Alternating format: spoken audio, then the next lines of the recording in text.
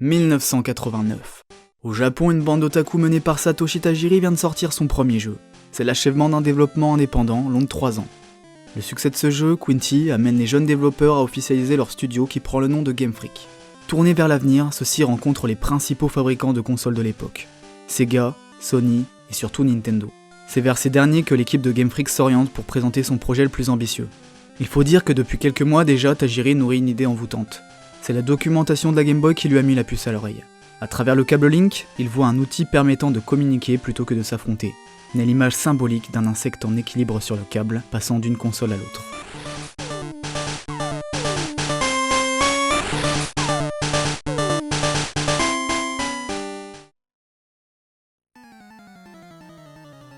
Quand Game Freak dévoile ce qui s'appelle encore Capsule Monsters, les dirigeants de Nintendo commencent par dire non. Pourquoi ? Parce que l'idée est trop abstraite, les mécaniques du jeu ne sont pas définies, tout est encore à planifier. Autour de la table des négociations, 2 producteurs permettent malgré tout au projet d'être validé. D'un côté, on a Shigeru Miyamoto, le mec derrière Super Mario, The Legend of Zelda, Donkey Kong. De l'autre, on retrouve Tsunekazu Ishihara, publicitaire, producteur télé et fondateur du studio Ape Incorporated à l'origine de la série de jeux Mother. Ce n'est pas la première fois que les chemins d'Ishihara et Tajiri se croisent. Les 2 hommes s'étaient déjà rencontrés à l'occasion de la sortie de Mother que Tajiri avait reviewé alors qu'il était encore journaliste.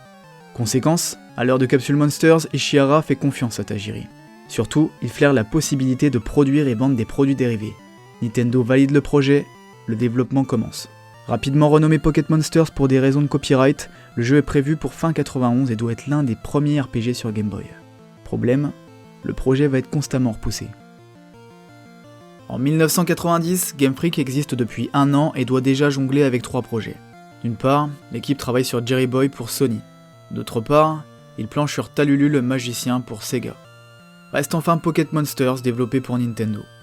Avec une équipe d'une dizaine de membres et une trésorerie précaire, l'affaire semble corsée, sans compter que tout ne se passe pas comme prévu. Si le développement de Talulu avance bien, Game Freak rencontre des difficultés avec Jerry Boy. En effet, l'équipe avait chargé le studio Sacom d'une partie du développement pour économiser du temps. Pas de chance, la collaboration se passe mal. Désespéré, Game Freak y met un terme. Le studio a perdu du temps, de l'argent, ne peut plus se permettre de déléguer le développement de Jerry Boy et doit l'assumer seul. L'heure tourne, les échéances arrivent et la situation devient critique. Il faut faire quelque chose.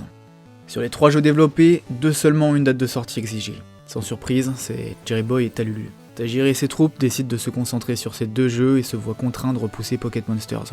Problème, cette décision pourrait engendrer l'annulation du jeu. Face à un risque pareil, Tajiri a une idée. Il va voir Tsunekazu Ishihara et explique la situation du studio. Le jeune développeur lance alors une diversion. Ishihara est un passionné de puzzle game, Tajiri s'appuie là-dessus pour proposer un petit jeu de réflexion basé sur Yoshi qui pourrait être développé en express avec une sortie fin 91. Ce projet serait tout à fait réalisable et présenterait peu de risques puisqu'il serait question de tirer les graphismes de Super Mario World. Miyamoto et Ishihara donnent leur feu vert, actent leur retard de Pokémon, sans pour autant le retirer de la liste de commandes de Nintendo. Game Freak se retrouve donc avec un 4e projet. Comme prévu, Mario et Yoshi sortira en décembre 91. Grâce à cette diversion, Pocket Monsters est sauvé. Et ce ne sera pas la seule fois où le jeu sera repêché. À plusieurs reprises, Ishihara persuadera Nintendo de continuer d'investir dans le développement du jeu. Le producteur investira de son côté dans une société détenant 1/3 de la franchise, Creature, destinée à gérer les licences et produits dérivés. Au début des années 90, Game Freak alterne les développements plus ou moins alimentaires que Tajiri refuse de bâcler. Résultat, le travail sur Pocket Monsters comme projet de fond va s'étaler sur 6 ans. Tajiri adopte un rythme de 24 heures de travail pour 12 heures de sommeil, personne ne compte ses heures. Il faut dire que l'industrie vidéoludique est en plein essor avec l'arrivée des consoles à domicile. Malheureusement, ça n'empêchera pas les caisses de Game Freak de se vider à plusieurs reprises. Certains employés finiront même par quitter le navire. Pokémon n'était pas un projet comme les autres dans le sens où nous sommes arrivés sans aucun plan. La seule chose que l'on savait, c'est que ce serait un RPG. Nous avions un os, nous avons ajouté de la viande dessus au fur et à mesure, et c'est devenu Pokémon. Pour développer le jeu, Game Freak avance à tâtons. L'équipe prend toutes les idées qui viennent, généralement celles-ci sont programmées à la volée dès qu'un développeur sent qu'il tient quelque chose. Plus tard, les mauvaises idées finissent par être écartées. Le développement de Pocket Monsters avance de 3 pas pour reculer de 2. Parmi les concepts passés à la trappe, il a été question à un moment que les créatures n'aient pas de barre de vie. Le joueur aurait dû deviner l'état de santé du monstre avec le texte. Autre idée abandonnée, le joueur aurait pu incarner un Pokémon et gagner des points d'expérience qu'il aurait transmis à ses créatures. L'idée que les Pokémon puissent mourir est écartée d'office. Prévu comme un JRPG classique à l'origine, Le jeu ne devait pas comprendre de centres Pokémon mais des auberges traditionnelles où les créatures trouvaient le repos dans leur Pokéball près du lit afin de se soigner. Aussi, le jeu aurait dû être beaucoup plus dur. La fréquence des combats dans les hautes herbes devait être plus élevée. On aurait dû affronter les dresseurs adverses à chaque rencontre et pas une fois pour toutes. De leur côté, les marchands éleveurs devaient être plus nombreux. Dans la version finale, on n'en trouve qu'un seul, proposant un Magikarp hors de prix. Enfin, l'idée de pouvoir capturer les monstres du joueur adverse a été pensée quelques temps avant d'être écartée. Au fur et à mesure que Tajiri et son équipe testent et écartent de nouvelles idées, une certaine éthique se construit autour de Pokémon. Ce qui est correct ou non dans cet univers prévu pour les enfants saute aux yeux, et les décisions apportées commencent à couler de source. À l'époque, les bureaux de Game Freak sont situés dans l'ouest de Tokyo, proche d'une école dispensant des cours du soir. Tajiri voit passer beaucoup d'enfants qui n'ont que très peu de temps pour eux. Ce constat influence l'essence même du jeu. Tajiri veut concevoir Pokémon comme une expérience simple qu'on peut apprécier 5 minutes dans la cour de récré, un quart d'heure le temps d'un trajet en métro ou des heures pendant le week-end. Parmi les jeux ayant influencé le développement de Pocket Monsters, on peut d'abord citer la série Mother, développée par Ape Incorporated. Ce qu'il faut souligner, c'est qu'en 1995, ce studio fondé par Tsunekazu Ishihara change de nom pour devenir Creatures, comme on l'a dit au début. Mais les liens entre Game Freak et Ape sont serrés avant même la genèse de Creatures, puisqu'on retrouve déjà Tsunekazu Ishihara dans les deux camps. Voilà sans doute pourquoi Mother et Pokémon présentent quelques similarités. Dans la série Mother, dont les deux premiers jeux sont parus en 1989 et 1994, le joueur incarne Ninten puis Ness, garçon d'environ 13 ans, dont la casquette rouge n'est pas sans rappeler celle de Red. Mais ce n'est pas tout. Comme dans Pokémon, le héros de Mother quitte sa mère pour voyager dans d'autres villages, villes et cavernes, afin de collecter 8 mélodies, ce qui peut s'apparenter aux 8 badges. En parlant de la mère du joueur, comme dans Pokémon, on peut aller la retrouver pour être soigné. On peut aussi remarquer que Mother se déroule de nos jours, alors que la tendance pour les RPG de l'époque était à la fantasy ou à la science-fiction. Beaucoup ont également rapproché les jeux en raison de la possibilité de se déplacer à bicyclette, ce qui n'est pas commun. Enfin, le boss final de Mother, Gege, est un alien maléfique en quête d'identité qui n'est pas sans rappeler un certain Mewtwo. Satoshi Tajiri avoue aussi avoir été influencé par l'univers d'Ultraman, série télé japonaise débutée en 1966. Son concept, une patrouille de scientifiques étudie et contre les méfaits de monstres extraterrestres. À chaque saison, la série se renouvelle et change de nom. Ce sont les capsules Kaiju, qu'on retrouve dans la série Ultra Seven diffusée entre 67 et 68, qui ont inspiré les Pokéballs, concept central de Pokémon. Dragon Quest V est un RPG réalisé par Manabu Yamana, sous la direction artistique d'Akira Toriyama, et publié par Enix en 92 au Japon. Dans Dragon Quest V, le joueur rencontre tout un tas de monstres pouvant le rejoindre dans sa quête. Un schéma qui préfigure déjà celui de Pokémon. Par la suite, Dragon Quest V donnera lieu à une série de spin-offs poussant le concept encore plus loin. Avec Dragon Quest Monsters, dont le premier titre est sorti en 99, il est question d'élever et d'entraîner des monstres combattants à la place du joueur. Au Japon, Dragon Quest donne lieu à un véritable culte. Cette série de dérivés est qualifiée comme clone de Pokémon, et on retrouve les pro Dragon Quest contre les pro Pokémon. Pour en revenir à Pocket Monsters, la majorité des monstres sont conçus par Sugimori. Mais il n'est pas le seul. Toute l'équipe met la main à la pâte. En 6 ans, ce sont plus d'une centaine de monstres qui voient le jour, malgré les capacités limitées de la Game Boy. Le premier Pokémon à être conçu est Rhinophéros, qui sera aussi le premier à être intégré dans le jeu. Lui succèdent Melofée et Loclas.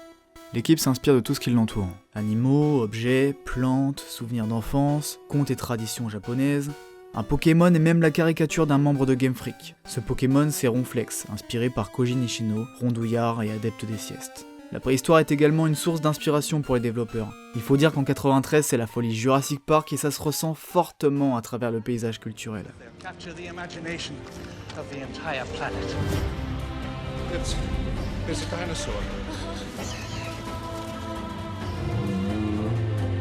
There's no doubt our attractions will drive kids out of their minds. Grandpa! We're gonna make a fortune with this place.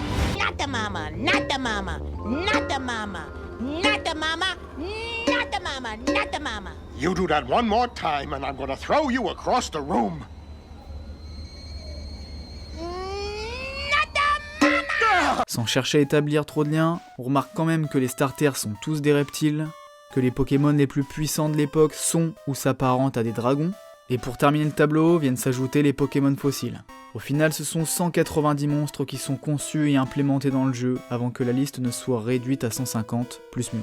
Dans une interview, Shigeki Morimoto, un des programmeurs du jeu, explique que les 39 créatures retirées des versions rouges et vertes correspondent aux 39 emplacements Missing No dans le dex interne du jeu. Ces monstres seront qualifiés pour figurer dans Pokémon Or et Argent. Parmi ceux-ci, Ho-Oh, Lugia, Togepi, Farfuret, etc., etc.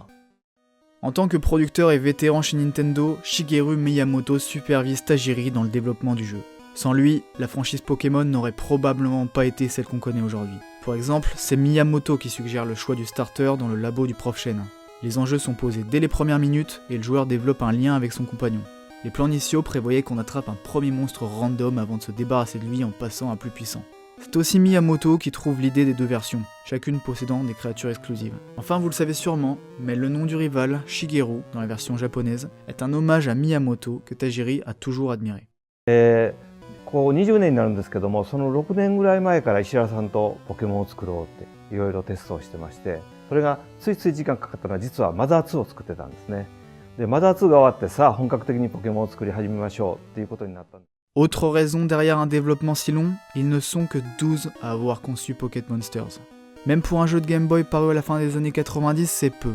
Il faut aussi prendre en compte que durant les années de conception, Game Freak avait tout le temps un projet parallèle. Le développement arrive à son terme en octobre 95. Tajiri expliquera en 99 que c'était leur dernière chance de faire passer le projet, en retard de 4 ans. À ce moment, Game Freak espère vendre le jeu pour les fêtes de Noël avec une date fixée au 21 décembre 1995. Contre-temps, les produits dérivés et autres partenariats ne sont pas encore prêts. Le jeu finira par sortir en février 96 à la fin du dernier trimestre scolaire japonais. Sans doute la pire date possible pour débarquer en rayon. ねえねえ、私のポケットモンスターと勝負しない？あんただれ？モンスター全部で150種類。通信ケーブルでモンスター取り替えっこ。スーパーゲームボーイならカラーで綺麗。仲間が増えるロールプレイング。ポケットモンスター。赤を買うか緑を買うかちょっと違うよ。 Si les versions rouge et verte sortent avec 2 mois de retard, elles souffrent surtout d'un handicap bien plus lourd. Initialement attendu pour 91, Pocket Monsters aurait dû accompagner l'apogée de la Game Boy lancée en 89. En 96, la console a déjà 7 ans d'existence et ses ventes déclinent. Faut dire qu'en 5 ans, le paysage vidéoludique a complètement changé. La période n'offre plus rien de favorable pour le jeu de Game Freak. Conséquence, Pocket Monsters Midori et Pocket Monsters Aka démarrent timidement, bien en dessous des attentes de tous les participants au projet. Il faut savoir que de base, Nintendo partait déjà défaitiste et n'avait produit que peu de cartouches. 230 000, avec l'espoir quand même de créer un petit buzz. Finalement, quelques curieux achètent le jeu à sa sortie, séduits par le concept des 2 cartouches et intrigués par ce qui doit être l'un des derniers RPG de la Game Boy. 110 000 exemplaires s'écoulent la première semaine, mais passé ce délai, les choses se corsent. Moins de 10 000 cartouches trouvent preneur. Le titre est éjecté des top 10 des meilleures ventes, et en général, c'est à ce moment-là que s'arrête la carrière d'un jeu. Le CoroCoro est un mensuel japonais de plusieurs centaines de pages. On y trouve différents mangas prépubliés et on y parle de jeux vidéo. Né en 77 et d'abord destiné aux enfants, le magazine est devenu une véritable institution au Japon. Aujourd'hui, il est lu par un écolier sur 4 et touche une majorité d'adultes. Comme tous les fabricants de consoles de l'époque, Nintendo entretient de bonnes relations avec le CoroCoro. Le numéro de février voit donc paraître quelques articles sur Pocket Monsters. Mais c'est au numéro suivant que la magie opère. Alors que les ventes du jeu s'effondrent, le CoroCoro du mois de mars relaie une rumeur intrigante. Un certain nombre de joueurs auraient découvert un 151e Pokémon caché, Mew. La rumeur prend racine et les ventes repartent. Pokémon repasse la barre des 20 000 exemplaires par semaine et finit par retrouver sa place dans le top 10 des jeux les plus écoulés. Officiellement, Mew ne devait pas être inclus dans la première génération de Pokémon. C'est Shigeki Morimoto, programmeur, qui aurait créé la bestiole et l'aurait ajouté au dernier moment, une fois la phase de debug achevée. Les cartouches gagnaient assez d'espace pour un monstre supplémentaire. Voilà pour la version officielle, probablement embellie. En vérité, Mew était le premier nom de Pokémon déposé le 9 mai 1990, soit 5 ans avant que les versions rouge et verte soient elles-mêmes trademarquées. Face à la rumeur de Mew, les équipes de Game Freak et Creature décident de saisir l'opportunité en plein vol. Un partenariat est noué avec le CoroCoro du mois d'avril afin de présenter Mew aux enfants. En plus de ça, le numéro d'avril comporte la première adaptation manga du jeu vidéo, Pokémon Pocket Monsters de Kosaku Anakubo. La mise en scène Red partit à l'aventure en compagnie d'un mélofée un peu con et vedette de cette adaptation. Le CoroCoro du mois d'avril ne s'arrête pas là. Le magazine organise un concours exclusif permettant à une poignée de lecteurs, 20 personnes tirées au sort, d'envoyer leurs cartouches du jeu pour obtenir Mew. C'est vrai, parce que Cartman Land, il n'y a que moi, Eric Cartman, qui ai le droit d'entrer. Ce qui veut dire que je serai tout seul dans le tornado Twister, le seul grand 8 qui fasse aussi grand splash. C'est le plus grand parc d'attractions de tout le Colorado et personne n'a le droit d'y entrer. C'est une école en particulier. Cartman Land vous attend, venez nombreux, mais n'espérez pas aller plus loin que le parking, car souvenez-vous, c'est trop cool à Cartman Land, mais vous resterez dehors. C'est une école en particulier. 78 000 participations sont enregistrées. Le bouche à oreille a pris. Entre une com efficace et la multiplication de ses produits dérivés, Pokémon finit par s'imposer. Les versions rouges et vertes continuent leur ascension semaine après semaine. Un phénomène est né. Pokémon rouge, vert, bleu. Pourquoi 3 versions au lieu de 2 au Japon? Et qu'est devenue la version verte en Europe? Dans cette dernière partie, on répond à ces questions. Après le succès des versions rouges et vertes, Game Freak s'attaque rapidement à la suite et entame le développement d'un projet dont le titre provisoire est Pocket Monsters 2. En parallèle, le CoroCoro, qui s'occupe de prépublier le manga et promouvoir les cartes, lance une nouvelle opération autour du jeu. Le magazine propose en exclusivité et par correspondance une nouvelle version inédite, Pocket Monsters version bleue, en octobre 1996. Programmée en vitesse par Game Freak qui se concentre surtout sur Pocket Monsters 2, cette nouvelle édition se révèle être une version améliorée du jeu original. On a droit à quelques corrections de bugs, des améliorations de graphiques, de nouveaux sprites, plus d'indices sur l'existence de Mew, un petit lifting pour la caverne azurée, et enfin certaines créatures difficiles à obtenir dans les versions d'origine, ou leur capture facilitée. A l'image de la distribution de Mew, la demande pour la version bleue est très forte, et le CoroCoro doit lancer 8 opérations de vente. Le jeu finira par être commercialisé tardivement en magasin le 10 octobre 1999, 3 ans après l'opération du CoroCoro et 1 mois avant la sortie des versions or et argent. Concernant les versions bleues et rouges occidentales telles qu'on les connaît, elles sont des adaptations de la version bleue japonaise. Les développeurs ont réutilisé son moteur graphique, ses sprites et ses textes. En 1998 au Japon, Pokémon a 2 ans. Les fans attendent Pocket Monsters 2 avec impatience et c'est mal parti. Début mars, Game Freak annonce le report de son prochain jeu pour différentes raisons. Une petite équipe, panne d'inspiration, etc. Pour encaisser ce retard, Nintendo et Creatures commandent une nouvelle version dérivée des originales qui accompagnera la sortie du premier film. C'est Pokémon Jaune, édition spéciale Pikachu, inspirée du dessin animé où le héros parcourt Kanto avec un Pikachu refusant de rentrer dans sa Pokéball. On retrouve quelques mini-jeux supplémentaires, quelques correctifs de bugs ainsi que la possibilité d'apprendre Surf façon Pikachu. L'ironie, c'est qu'étant complètement surmené chez Game Freak, le jeu loupe le coche. Finalement, Pokémon Jaune finira par sortir après le film en septembre 1998. Plutôt décevante pour les fans japonais qui s'attendaient à autre chose après 2 ans d'attente, la version se vendra malgré tout à plusieurs millions d'exemplaires. Avec les versions rouges, vertes, bleues et jaunes lancées au Japon, les Pokémon s'apprêtent à traverser les océans pour conquérir les États-Unis et le reste du monde.